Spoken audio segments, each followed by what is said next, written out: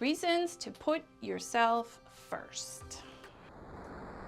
You're supposed to think of others first and then yourself. So the challenge I have with that is a couple of things. One is that when we're taught that, often we're not taught to consider ourselves an other. Now, I know that sounds weird, like how can you be a self and another at the same time?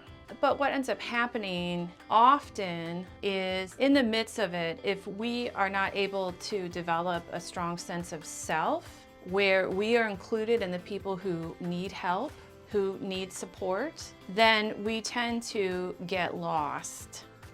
And then we focus so much on other people and we never focus on ourselves. Then it creates a crisis. The primary relationships in our lives, let's say our immediate family, the people we live with often, if they're family, best friends, sometimes work colleagues, depending on the type of work that you do. Those are the people, because we spend the most time with them, we're the most connected with, those are the ones that we tend to do the most for.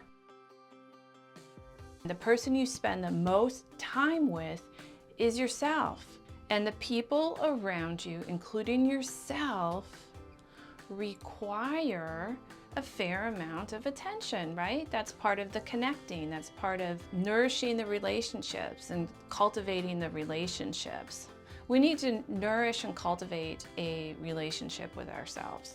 Well, doesn't that just kind of make you selfish? It doesn't mean that you put others last.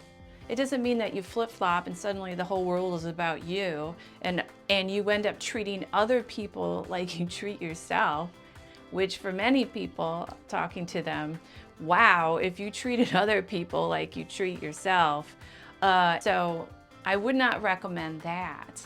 What I'm saying is to include in the collection of people who get the kind and caring part of you, that a big part of it is for yourself.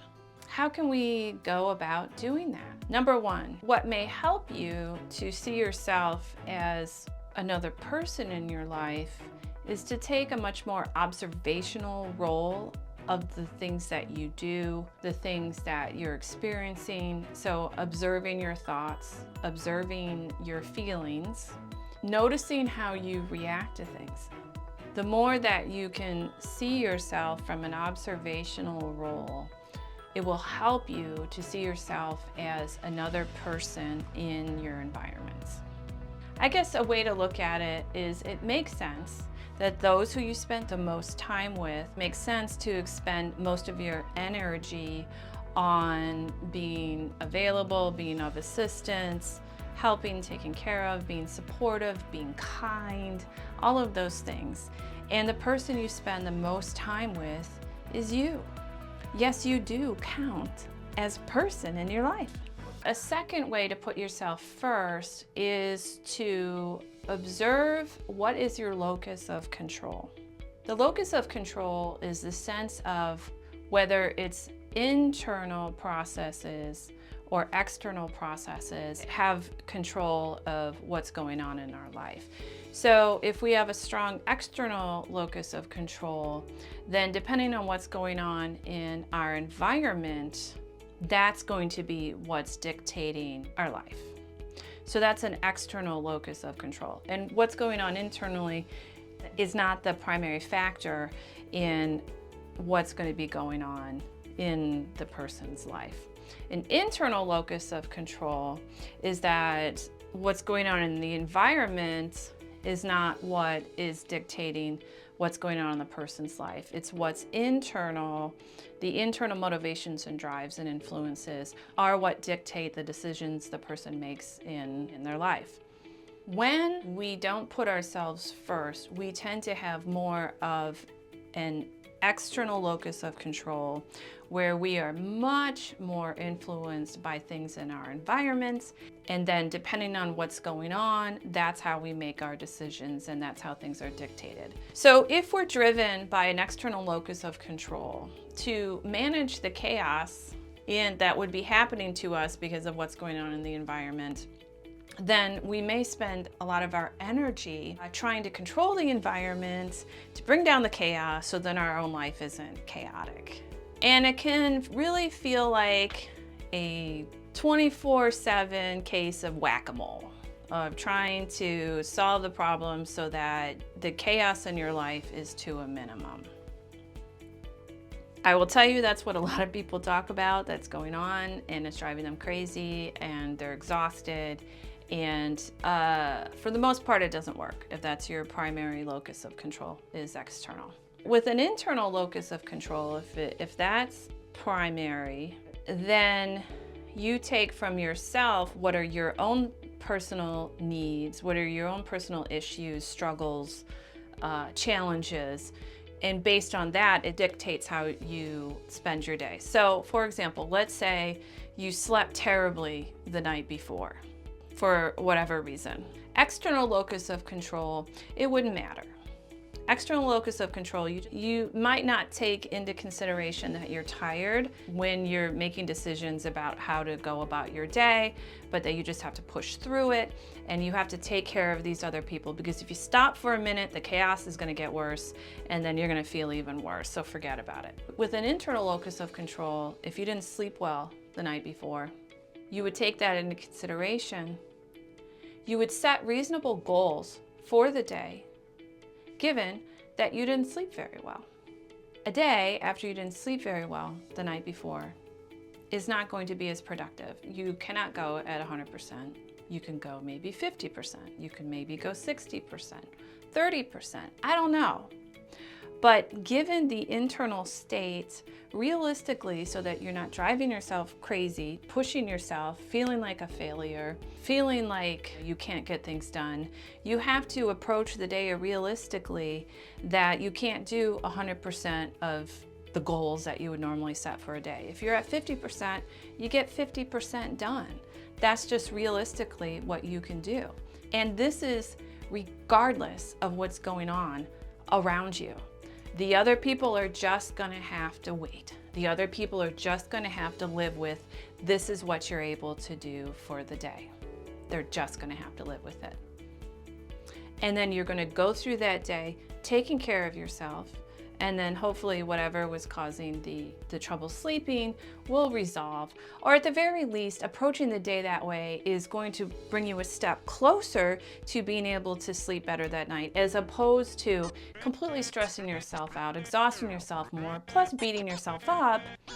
And then you may have even more anxiety, which is gonna make it harder for you to sleep the next night. Ultimately, in terms of locus of control, we need to have a balance. We need to be aware of what's going on in the environment and the needs of the environment, but also we need to have an awareness of what's our own needs and to have that dictate as well. When I see people not putting themselves first, it's almost always an external locus of control and very little internal locus of control. So we're not looking for, it's always you have to have things your way, and it's a rigidity. It's not that at all. It's a balance, and having it more balanced and much more internal locus of control than perhaps previously there has been. And then the third thing to help yourself to put yourself first is it's important to understand that society isn't really built this way. It's not going to just come to you, that the world is going to allow this, I guess, although I don't think the world has a conscious effort to do something like that. This is something that's very separate from the way the world works. Any kind of religious, social, ethical, humanistic, spiritual, what have you, kind of path that's out there. Almost any of them, if they are applied correctly, can actually help you to put yourself first, to be healthy, to have good boundaries. And then if we all could do that, then we could all live in peace and harmony, right? Right. But any of these end up getting kind of twisted around and changed, and they can actually end up reinforcing the opposite of what they're really intended for. And we can go into a huge philosophical debate as to why that is. Everyone has an opinion about that. I have my own. But it's just kind of the way that it is. If you go into it knowing this, and also if you look at it from an internal locus of control as opposed to an external locus of control, with an internal locus of control, that's okay with you. The world can be as it is. Society can be as it is. You don't have to wait for certain things to happen. You don't have to wait for whatever it is that, society needs to be back on track or be on track. You can do whatever it is right now, today, in order to help you to put yourself first. So this is something that it's important to have in mind, that you can do this despite what's going on around you. Now, I'm not saying that it's easy.